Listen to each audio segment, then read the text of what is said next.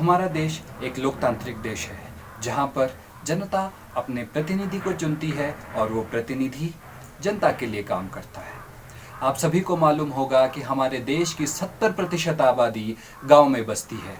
मतलब एक बात तो तय है कि यदि देश का विकास होना है तो वो तभी संभव है जब गांव का विकास होगा, और गांव का विकास तभी संभव है यदि आप लोग गांव में अपने ऐसे प्रतिनिधि को, अपनी पंचायत में ऐसे प्रतिनिधि को भेजेंगे जो सही मायने में सक्षम हो, पूरी जनता को, पूरी पंचायत का प्रतिनिधित्व करने की उसमें क्षमता हो। नमस्कार, मेरा नाम है सूरज सिंह खनान और एक बार फिर से हिमाचल प्रदेश के इस पंचायती राज के चुनाव के दौर में आप सभी लोगों के बीच में आपसे रूबरू हो रहा हूं। अभी जो पंचायतों में प्रचार हो रहा है उम्मीदवारों का, वो किस तरह हो रहा है और किस तरह होना चाहिए, क्या मुद्दे अभी चल रहे हैं लोगों के बीच में और क्या मुद्दे होने चाहिए। सबसे पहले हम बात करेंगे कि जो मुद्दे अभी हम लोगों के बीच में चल रहे हैं। नंबर 1, बिरादरीवाद का इस्तेमाल। जी हाँ, कुछ लोग अपने स्वार्थ को, अपने निजी स्वार्थ को, अपने राजनीतिक स्वार्थ को सिद्ध करने के लिए अपने बिरादरी का इस्तेमाल कर रहे हैं। बिरादरियों का होना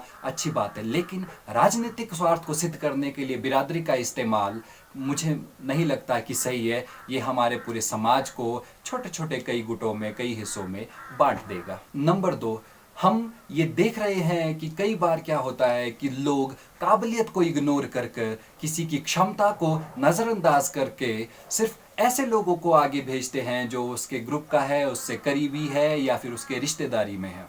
ऐसा होना भी घातक सिद्ध हो सकता है पूरी की पूरी पंचायत के लिए। हमें पूरी पंचायत के लिए सिर्फ काबिलियत और सक्षम आदमी को ही आगे भेजना चाहिए जो सही मायने में डिजर्विंग हो। नंबर 3, रिश्तेदारीवाद। रिश्तेदारीवाद में भी हम कई सारे लोग फंस जाते हैं कि ये मेरा रिश्तेदार है, ये मेरा चाचा है, भतीजा है, मेरे घर का है। अक्सर चुनाव के इस समय में, चुनाव के इस साल में सभी पुरानी पुरानी खोई खोई रिश्तेदारियां याद आ जाने लगती है। सभी धर्म भाई, धर्म बहनें और जितनी भी गोष्ठाई है, ये सब याद आ जाने लगती है इस चुनावी साल में ही, ताकि ये अपने राजनीतिक उल्लू सीधा कर सके। लेकिन ये भी हमारे लोकतंत्र के लिए, हमारी राजनीति के लिए, हमारी पंचायत के विकास के लिए बहुत घातक सिद्ध हो सकता है। नंबर 4, गुटबाजियां भी बहुत होती है। जी हाँ, गुटबाजियां। अक्सर हमने देखा है कि अपनी बिरादरी और रिश्तेदारी और यारी दोस्ती के चक्कर में हम जो है अपने समाज में छोटे छोटे कई गुट बनाने लग जाते हैं। यहाँ की जो छोटे छोटे वार्ड्स होते हैं, उन वार्ड्स में भी हम गुट बनाने लग जाते हैं। इस गुटबाजी से बचना चाहिए जितना संभव हो सके। हाँ, हम एक सामाजिक लोग हैं, हमारा राजनीतिक तो सिर्फ 1% है, बाकी हमारा जो सारा योगदान है वो समाज में 99% हम सामाजिक लोग हैं। तो गुटबाजियों में अगर हम अपने आप को बांटते हैं तो हम अपना दायरा ही संकीर्ण करते हैं, छोटा करते हैं। नंबर 5 और सबसे महत्वपूर्ण, अपने राजनीतिक उल्लू को सीधा करने के लिए लोग नमक लोटा या कशपाणी का प्रयोग करते हैं। क्या है ये?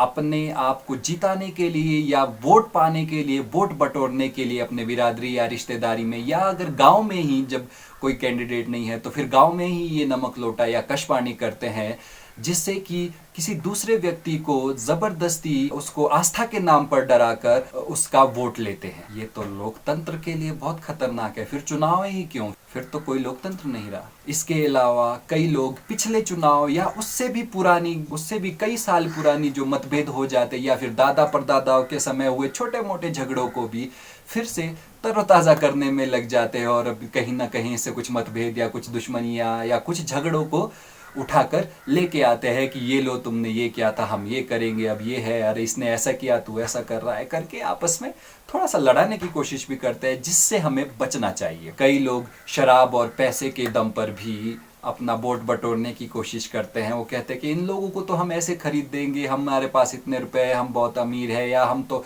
शराब की नदियां बहा देंगे, करके लोगों को खरीदने की और वोटों को खरीदने की जो ये चाल चलते हैं, ये कोशिशें करते हैं, ये बहुत ही खतरनाक है हमारे पंचायत के विकास के लिए। अब हम उन मुद्दों पर बात करेंगे कि जो मुद्दे होने चाहिए पंचायत और पूरे समाज के ऑल ओवर डेवलपमेंट के लिए। ये जरूरी है कि हम समाज में आपसी भाईचारे को बनाए रखें और इसको बढ़ाने की भी कोशिश करें। राजनीतिक जीवन तो सिर्फ 1% है जो कि सिर्फ चंद समय के लिए होता है, लेकिन सामाजिक जीवन तो कब से, लेकिन राजनीति से पहले भी चला आ रहा है और आगे भी चलता रहेगा। सामाजिक जीवन हमारा 99% सामाजिक जीवन है। हमें सामाजिक जीवन पर ज़्यादा फोकस करना चाहिए। मतलब हमें राजनीति से ज़्यादा समाज नीति में विश्वास रखना चाहिए, समाज को जोड़ने में विश्वास रखना चाहिए, ना कि तोड़ने में। और दूसरा, जो व्यक्तिगत लांछन अक्सर लगाए जाते हैं, उस व्यक्तिगत लांछन से भी बचना चाहिए। जी हाँ, हम समाज में रहने वाले हैं, हम सामाजिक लोग हैं, हमें एक दूसरे के साथ लांछन, जो एक दूसरे के ऊपर लांछन लगाते हैं कि ये ऐसा है, वो ऐसा है, हमें ये व्यक्तिगत जो कटाक्ष होता है, जो व्यक्तिगत लांछन होता है, इस व्यक्तिगत लांछन से बचना चाहिए। जो तीसरी बात है वो यही है कि हम किस तरह से अपनी पंचायत को, अपने एरिया को एक मॉडल पंचायत बने, इसके लिए हमें कदम उठाने चाहिए। उसके लिए क्या क्या कदम उठाने चाहिए, इस पे भी ज़रा 2 मिनट में संक्षिप्त में अपनी बात रखेंगे। सबसे पहला तो यही है कि हमारे जो गांव हैं, हमारे जो घर है गांव में, वो लकड़ियों के बने हैं, लकड़ियों के मकान हैं, और घनी बस्तियों के कारण आग लगने जैसी स्थिति में कुछ ही पलों में पूरे के पूरा गांव तबाह हो सकता है। इसके उदाहरण आप सभी के दिमाग में चल रहे होंगे। जी हाँ, ऐसे में जब हम फायर स्टेशन में फ़ोन करते हैं, फायर ब्रिगेड को, ये अग्निशमन जो केंद्र है, इनको फ़ोन करते हैं, पहली बात तो ये इतना दूर रोडों में बैठे हैं और इनके पास 1 या 2 गाड़ियाँ, वो भी अक्सर ख़राब रहती है, और जब तक ये पहुँचते हैं तब तक पूरा गांव तबाह हो जाता है। फिर हम बात करते हैं कि चढ़गांव में, अपने एरिया में, अपने छोटे कस्बे में भी एक फायर स्टेशन होना चाहिए। इस बात पर भी हम ज़रूर हमें बल देना चाहिए। उसके साथ साथ ही हर एक गांव में, गांव के बीचों बीच एक पानी की एक टंकी होनी चाहिए, जिसको इमरजेंसी में हम आग लगे तो उसे तुरंत बुझाया जा सकता है, पूरे गांव को एक बड़े नुकसान से बचाया जा सकता है। ये सबसे पहला काम होना चाहिए। इसके बाद टूरिज्म का काम है। टूरिज्म का काम, हमारा जो प्रदेश है, प्रदेश और जो हमारा एरिया है, प्राकृतिक दृष्टि में ये बहुत ही खूबसूरत एरिया है। इसमें टूरिज्म का बहुत बहुत बहुत बढ़ावा मिलना चाहिए। बहुत सारे होटल इंडस्ट्रीज़ है, दूसरी इंडस्ट्रीज़ है, उसको हम यहाँ पे कर सकते हैं। हम एडवेंचरस स्पोर्ट्स यहाँ पे करवा सकते हैं, हम विंटर स्पोर्ट्स यहाँ पे करवा सकते हैं, जिससे कई सारे लोगों को मौका मिले। चाहे वो शिलादेश में बहुत सारी ऐसी जगहें हैं, और हमारे पास चंद्रनाहन है, हमारे पास चांशिल है, हमारे पास मुराल डंडा है, हमारे पास कलगापटन है, हमारे पास शाटुल डंडा है, बहुत सारी भराड़ासर है, बहुत सारी सुंदर सुंदर जगहें हैं जहाँ पर बहुत ज़्यादा विकास टूरिज्म के क्षेत्र में हो सकता है और हमारे आम लोगों को रोज़गार मिल सकता है। इसके अलावा जो लघु उद्योग है, गांव में बहुत सारे लघु उद्योग को बढ़ावा देना चाहिए। चाहे वो पुराने टाइम में हथकरघा वाला था, जो हैंडलूम है, उसको बहुत बढ़ावा देना चाहिए। पोल्ट्री फार्म को बढ़ावा देना चाहिए, डेयरी फार्म को बढ़ावा देना चाहिए। उसके अलावा जो ये मत्स्य पालन है, फिशरी फार्म है, उसको बढ़ावा देना चाहिए। नर्सरी फार्म को बढ़ावा देना चाहिए। ग्रीन हाउस, जो औषधि वाली खेती है, औषधि वाले पौधों की खेती है, उसको बढ़ावा देना चाहिए। ऐसे बहुत सारे हमारे पास काम है जो हम छोटे स्तर पर गाँव में अपने युवाओं को, अपने लोगों को रोजगार दे सकते हैं। इसके ऊपर विचार करना चाहिए, इसके ऊपर काम करना बहुत ज़्यादा ज़रूरी है।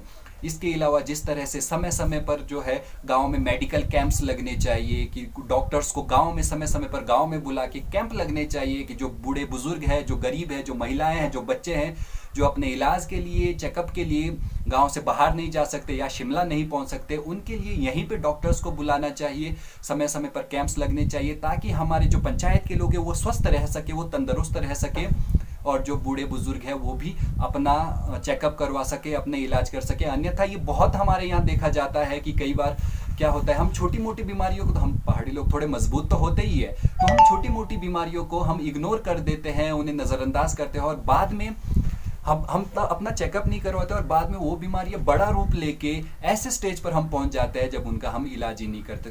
तो ये बात भी ज़रूरी है कि छोटे छोटे कैंप जो है समय समय पर अपने 3-3 महीने या 6-6 महीने के अंतराल में कम से कम मेडिकल कैंप्स लगने चाहिए। और साथ ही साथ कृषि, बागवानी संबंधी जानकारी या पशुपालन संबंधी जानकारियों के लिए भी शिविर लगने चाहिए, कैंप्स लगने चाहिए। सबसे ज़रूरी मैं बात करना चाहूँगा कि जो डेवलपमेंट की पहली सीढ़ी है, जो विकास की पहली सीढ़ी है, वो हमारी सड़कों से होके गुजरती है। जी हाँ, हमारी जो सड़कों की हालत है, सड़कों की हालत इतनी बेहतर होनी चाहिए, चौड़ी सड़कें होनी चाहिए, पक्की सड़कें होनी चाहिए, गांव गांव तक, दोगरी दोगरी तक सड़कें होनी चाहिए। चाहे वो शिलादेश से थलातर वाली जो सड़क है, चाहे वो लड़ोट वाला जो बाईपास सड़क है, वहाँ की दोगरियों तक की सड़क होनी चाहिए। उसके लिए सबसे पहले जो इस बीच में जिनकी निजी मलकियत आती है, ज़मीनें आती है, उनका सबसे पहले ही रजिस्ट्री हो जानी चाहिए, गिफ्ट डीड रजिस्ट्री हो जानी चाहिए। उसके बाद फॉरेस्ट कंजर्वेशन एक्ट के जो तहत हमें इस सड़कों को AFCA के अंडर लाना चाहिए, ताकि सीधा सीधा जो इन सड़कों के लिए बजट है वो पीडब्ल्यूडी के बजट से मिल सके और इन सड़कों पे काम हो सकते हैं। और जो दूसरी सड़कें जो नई बन रही है, जो आजकल सड़कें जो पक्की हो रही है, जैसे गजियानी धमवाड़ी से गजियानी की सड़क पक्की हो रही है, जो उसकी गुणवत्ता है, उसकी गुणवत्ता के लिए उसके ऊपर चेक होना चाहिए। अन्यथा ये हो जाएगा कि जिस तरह से दूसरी सड़कें जो पक्की हो जाती है और पक्के होते ही जैसे ही उसका पक्के होने का काम खत्म हो जाता है वैसे ही वो टूटने लग जाती है, खराब होने लगती है। वहां पे भी ऐसे काम हो जाएगा। और दूसरी जगहों में हमारा जो एजुकेशन सिस्टम है वो पहले जमाने में बहुत अच्छी सरकारी स्कूलों में पढ़ाई होती थी। आज मानो ना मानो सरकारी स्कूलों का जो लेवल है, जो स्तर है, वो धीरे धीरे गिर रहा है। और हम लोग अपने बच्चों को शायद नहीं चाहते कि हम सरकारी स्कूल में पढ़ाएं। उसका एक यही रीजन है कि सरकारी स्कूलों में जो पढ़ाई का लेवल है वो गिर रहा है। तो हमें उस पढ़ाई के लेवल को बढ़ाने के लिए कदम उठाने चाहिए। इस तरह से और भी कई सारे बड़े सारे हमारे पास मुद्दे हैं। एक और वीडियो बनाएंगे जो स्पेशल हम मुद्दों पे बनाएंगे कि क्या क्या होने चाहिए और अपनी पंचायत को एक मॉडल पंचायत बनाने के लिए हम क्या क्या कर सकते हैं और हम क्या क्या करेंगे। हम इस बारे में एक और वीडियो बनाएंगे। बस अभी इतना कहूँगा, 17 तारीख को जब आप वोट देने जाएंगे, 17 तारीख को जब आप अपने नेता को चुनने जाएंगे, अपनी पंचायत के नेता को चुनने जाएंगे, तो एक बात अपने आपसे ज़रूर पूछिएगा, ये बात ज़रूर याद रखिएगा कि अपने जहन से ये सवाल पूछना कि आप क्या करने जा रहे हैं, आप किसे चुनने जा रहे हैं। क्या आप अपने रिश्तेदारी, गांववाद, बिरादरीवाद या भाई भतीजावाद के इस संकीर्ण दायरे से सोच के एक अपने ऐसे आदमी को चुनेंगे जो कतई नालायक होगा या फिर उसके बाद 5 साल पछताने के अलावा आपके पास कुछ नहीं बचेगा, या फिर आप ऐसे आदमी को चुनेंगे जो पूरी पंचायत के लिए अपना काम करेगा, पूरी पंचायत को आगे बढ़ाने में योगदान देगा। क्योंकि एक पंचायत का अगर विकास होगा तभी पूरे देश का विकास हो सकता है। तो ये तय आपको करना है। धन्यवाद।